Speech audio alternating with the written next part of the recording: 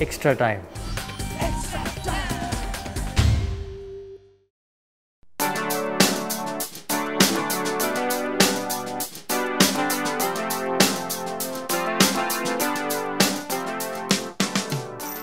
Obviously, things are developing fast in South Australia. We're all getting a bit used to dealing with uncertainty.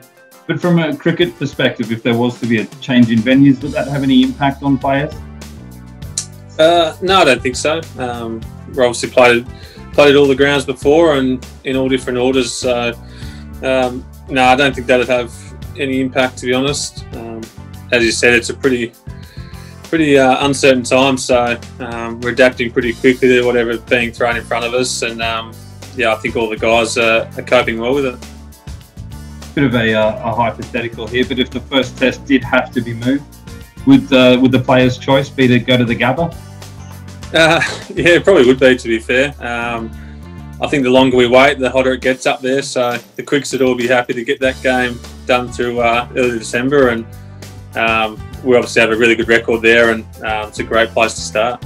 What about the pink ball sort of side of it? Like, obviously the guys are really happy with that setup at Adelaide Oval. How would you feel going to if the first test was a pink ball test and they'd never sort of hosted a day-night test before?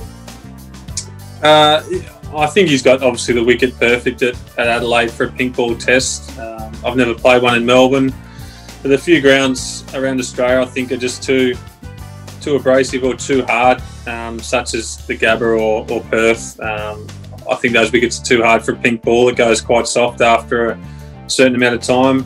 I think Adelaide's got great coverage of grass, and it sort of looks after the ball a little bit better throughout the overs, so it holds its hardness, and I just think he's got it down pat. He's probably had the most opportunity to work on those wickets, having so many pink ball games in Adelaide, and he's got it down to a fine art. So if it were, like, hypothetically, if it was shifted that first test away from Adelaide, do you think maybe it should be a red ball game if it's if it's somewhere that isn't as well equipped for pink ball cricket? Yeah, I agree with that. I think it could be red ball, Melbourne or Brisbane or somewhere, and we head back to Adelaide later on in the summer. But I think from all reports, we're still good for Adelaide. But as we said before, it can always change. Josh, just touching on that sort of quarantine theme, and I suppose the uncertainty around Adelaide. How do players, I guess, deal with that sort of not knowing what may or may not happen next? Yeah, I just think everyone's used to it now.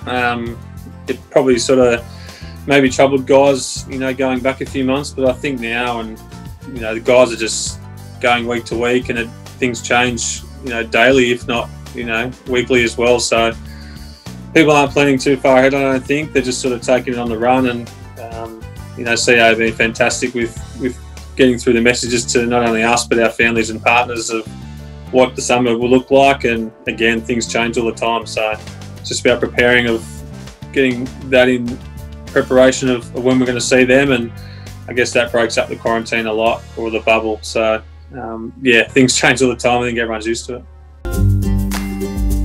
Hit the subscribe option and the bell icon to get all the exclusive sports videos on Extra Time.